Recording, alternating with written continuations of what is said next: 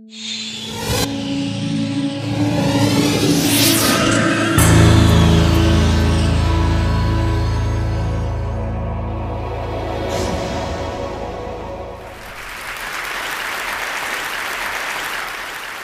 Academy is most known for its collection of videos, so before I go any farther, let me show you a little bit of a montage.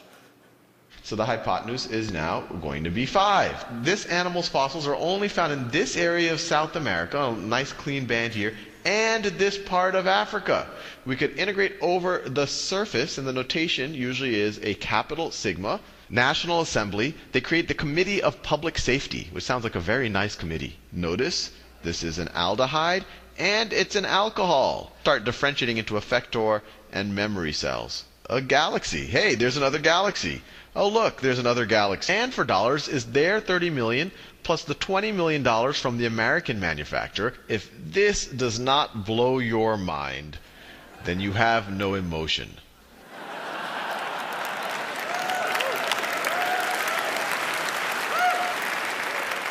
We now have on the order of 2,200 videos covering everything from basic arithmetic all the way to vector calculus and some of the stuff that you saw up there.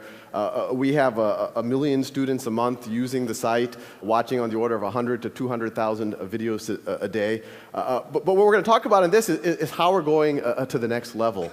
But before I do that, I want to talk a little bit about really just how I got started. And some of y'all might know, about 5 years ago, I was an analyst at a hedge fund, and I was in Boston, and I was tutoring my cousins in New Orleans remotely. And I started putting the first YouTube videos up really just as kind of a nice-to-have, just kind of a supplement for my cousins, something that might, give them a refresher or something. And as soon as I put those first YouTube videos up, something interesting happened. Actually, a bunch of interesting things happened. The first was the feedback from my cousins. They told me that they preferred me on YouTube than in person.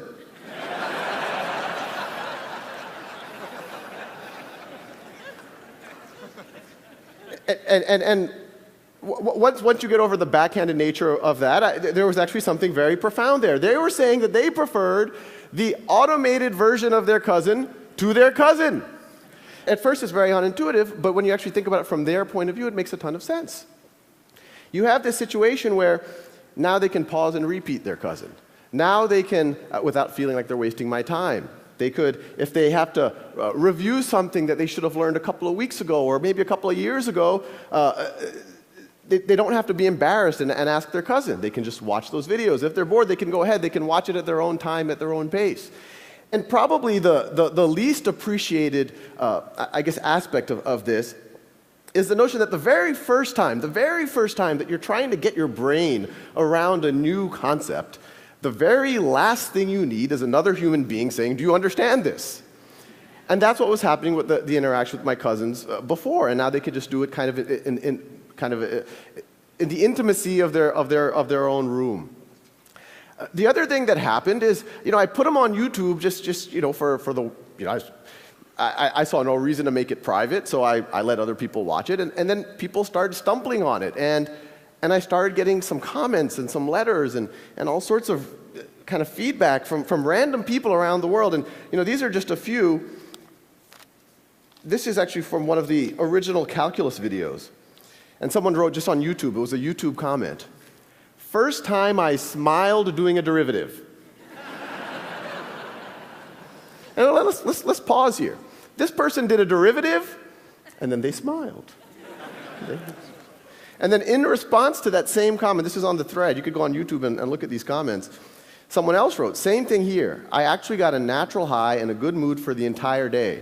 Since I remember seeing all of this matrix text in class, and here I'm all like, I know Kung Fu." And we got a lot of feedback along those lines. It's clearly it was helping people. But then as the viewership kept growing, I started getting letters from people, and it was starting to become clear that it was actually more than just a nice to have. This is just an excerpt from one of those letters. "My 12-year-old son has autism and has had a terrible time with math. We have tried everything, viewed everything, bought everything. We stumbled on your video on decimals, and it got through. Then we went on to the dreaded fractions. Again, he got it. We could not believe it. He is so excited. And so you can imagine, here I was, an analyst at a hedge fund. It was very strange for me to do something of social value. So,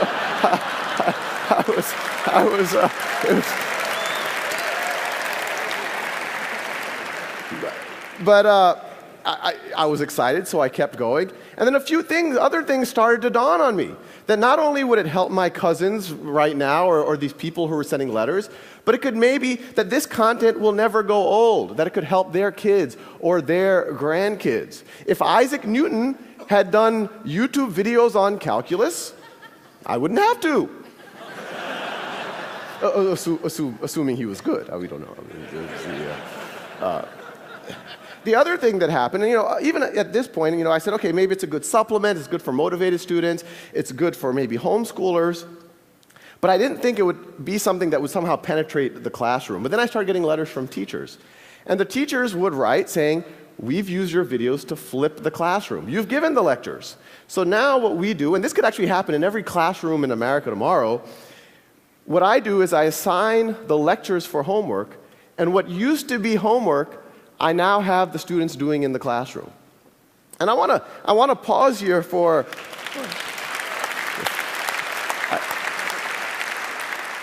I want to pause here for a second because there's a couple of interesting things. One, when those teachers are doing that, there's the obvious benefit. There's the benefit that now their students can enjoy the videos in the way that my cousins did. They can pause, repeat at their own pace, at their own time. But the more interesting thing, and this is the unintuitive thing when you talk about technology in the classroom, by removing the one-size-fits-all lecture from the classroom and letting students have a self-paced lecture at home, and then when you go to the classroom, letting them do work, having the teacher walk around, having the peers actually be able to interact with each other, these teachers have used technology to humanize the classroom. They took a fundamentally dehumanizing experience, a bunch of 30 kids with their fingers on their lips, not allowed to interact with each other. A teacher, no matter how good, has to give this kind of one-size-fits-all lecture to 30 students, blank faces, slightly antagonistic, and now it's a human experience. Now they're actually interacting with each other. So once the Khan Academy kind of, I quit my job and we turned into a real organization. We're a not-for-profit. The question is, how do we take this to the next level? How do we take what those teachers were doing to their natural conclusion? And so what I'm showing over here, these are actual exercises that I started writing for my cousins. The ones I started were much more primitive. This is a kind of a more competent version of it. But the paradigm here is we'll generate as many questions as you need until you get that concept, until you get 10 in a row. And the Khan Academy videos are there. You get hints, the actual steps for that problem if you don't know how to do it. But the paradigm here, it seems like a very simple thing, 10 in a row, you move on. But it's fundamentally different than what's happening in classrooms right now. In a traditional classroom, you have a couple of homework, lecture, and then you have a snapshot exam. And that exam, whether you get a 70%, an 80%, a 90%, or a 95%, the class moves on to the next topic. And even that 95% student, what was the 5% they didn't know? Maybe they didn't know what happens when you raise something to the 0th power. And then you go build on that in the next concept. That's analogous to, imagine learning to ride a bicycle. And I give you a bicycle, maybe I give you a lecture ahead of time, and I give you that bicycle for 2 weeks, and then I come back after 2 weeks, and I say, well, let's see, you're having trouble taking left turns, you can't quite stop. You're an 80% bicyclist. So I put a big C stamp on your forehead, and then I say, here's a unicycle. But as ridiculous as that sounds, that's exactly what's happening in our classrooms right now. And the idea is, you fast forward and good students start failing algebra all of a sudden and start failing calculus all of a sudden, despite it being smart, despite having good teachers, and it's usually because they had these Swiss cheese gaps that kept building throughout their foundation. So our model is learn math the way you would learn anything, like the way you would learn a bicycle. Stay on that bicycle. Fall off that bicycle. Do it as long as necessary until you have mastery. The traditional model, it penalizes you for experimentation and failure, but it does not expect mastery. We encourage you to experiment. We encourage you to failure, but we do expect mastery. This is just another one of the modules. This is trigonometry. This is shifting and reflecting functions. And they all fit together. We have about 90 of these right now. And you could go to the site right now. It's all free, not trying to sell anything. But the general idea is that they all fit into this knowledge map. That top node right there, that's literally single-digit addition. It's like 1 plus 1 is equal to 2. And the paradigm is, once you get 10 in a row on that, then it keeps forwarding you to more and more advanced modules. So if you keep, this is further down the knowledge map, we're getting into more advanced arithmetic. Further down, you start getting into pre-algebra and early algebra. Further down, you start getting into algebra 1, algebra 2, a little bit of pre-calculus. And the idea is from this, we can actually teach everything. Well, everything that can be taught in this type of a framework. So you can imagine, and this is what we are working on, is from this knowledge map, you have logic, you have computer programming, you have grammar, you have genetics, all based off of that core of, okay, if you know this and that, now you're ready for this next concept. Now, that can work well for an individual learner, and I encourage for you to do it with your kids, but I also encourage everyone in the audience to do it yourself. It'll change what happens at the dinner table. But what we want to do is use the natural conclusion of the flipping of the classroom that those early teachers had emailed me about.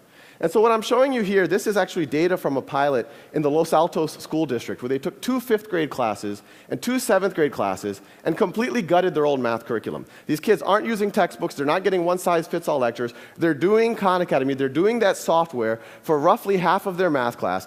And I want to make it clear, we don't view this as the complete math education. What it does is, and this is what's happening in Los Altos, it frees up time. This is the blocking and tackling, making sure you know how to do a system of equations, and it frees up time for the simulations, for the games, for the mechanics, for the robot building, for the estimating how high that hill is based on its shadow. And so the paradigm is the teacher walks in every day, every kid works at their own pace, and a teacher this is actually a live dashboard from Los Altos School District, and they look at this dashboard. Every row is a student.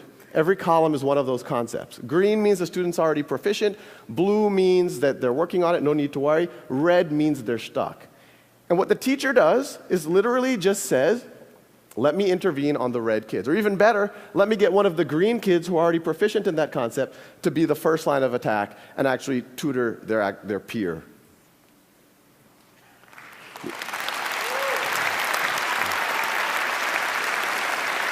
Now, I kind of come from a very data-centric reality, so we don't want that teacher to even go and intervene and have to ask the kid awkward questions. Oh, what do you not understand, or what do you do understand, and all of the rest.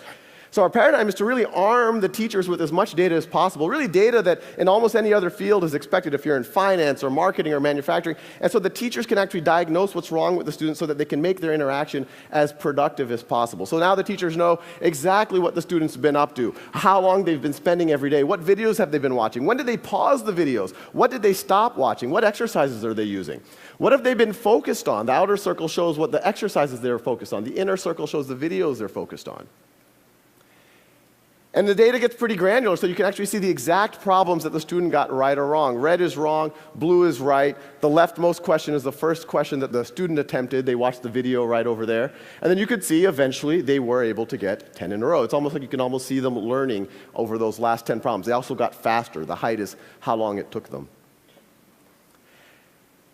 So, when you talk about self-paced learning, it makes sense for everyone. In education speak, differentiated learning.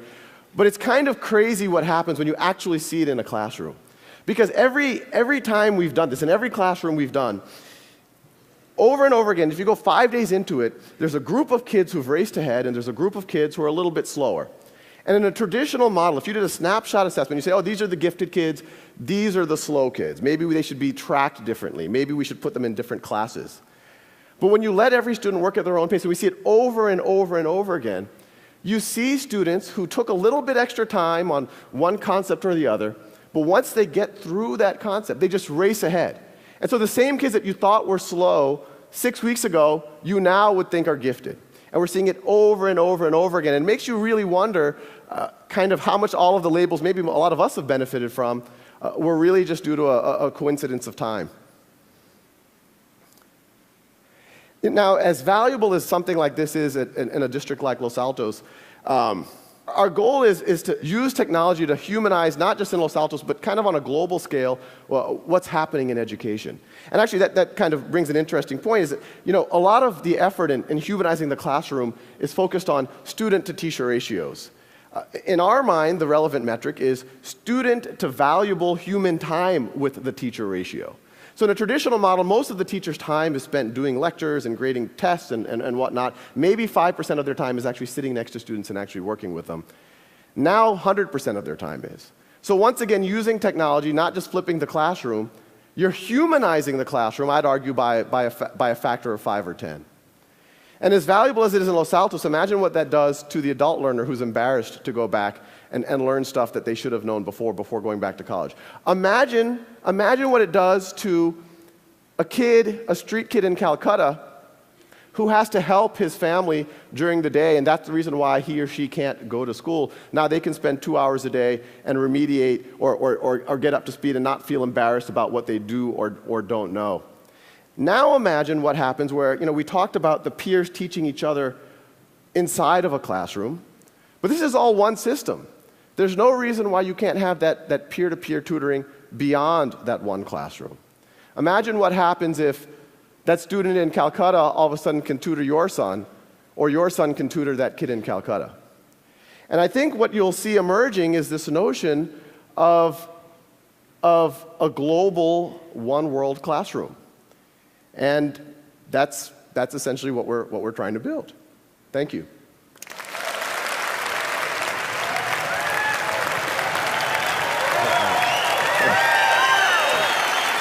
I'll ask you about 3 or 4 questions, so we got plenty of time. Okay.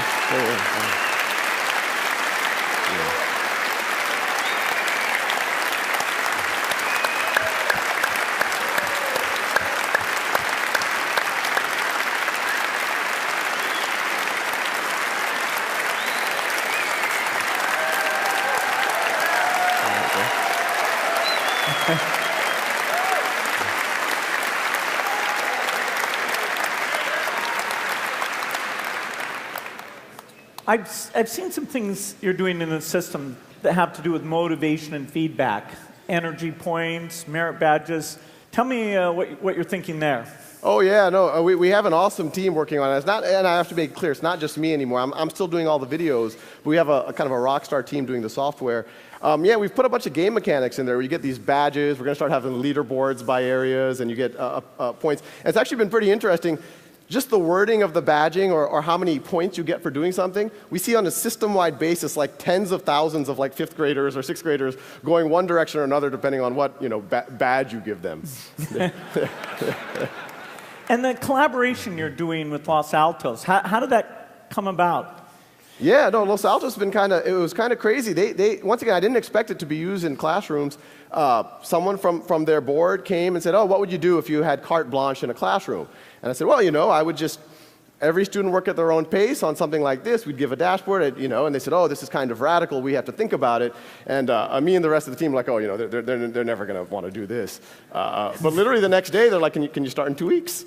And so So it's fifth grade math is where that's going on right now? It's 2 5th grade classes and 2 7th grade classes. And I think they're doing it at the district level. And I think what they're excited about is they can now follow these kids. It's not an only in-school thing. I mean, we've even, on Christmas, we saw some of the kids were doing, and we can track everything. So they can actually track them as they go through the entire district, through the summers, as they go from one teacher to the next. You have this continuity of data that even at the district level they can see. So some of those views we saw were for the teacher to go in and track actually what's going on with those kids. So you're getting feedback on those teacher views to see what they think they need? Oh, yeah. Actually, most of those were kind of specs by the teachers. We made some of those for students so they could see their data, but we have a very tight design loop with the teachers themselves, and they're literally saying, hey, this is nice, but I like that focus graph. A lot of the teachers said, I have a feeling that a lot of the kids are jumping around and not focusing on one topic, so we made that focus diagram for them. So it's all been teacher driven. It's been pretty crazy. Is this ready for prime time? Do you think a lot of classes next school year should try this thing out? Yeah, it's ready. We got 1 million people on the site already, so we can handle a few more. And no reason why it really can't happen in every classroom in America tomorrow.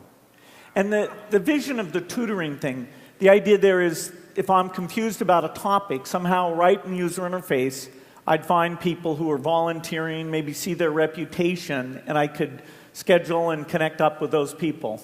Absolutely, and this is something that I recommend everyone in this audience to do is those dashboards that teachers have, you can go log in right now, and you can essentially become a coach for your kids, your nephews, your cousins, or maybe some kids at the Boys and Girls Club. And yeah, you can start becoming a mentor or tutor really immediately. But yeah, it's all there. Well, it's amazing. I think you've just got a glimpse of the future of education. Thank you. Oh, thank you.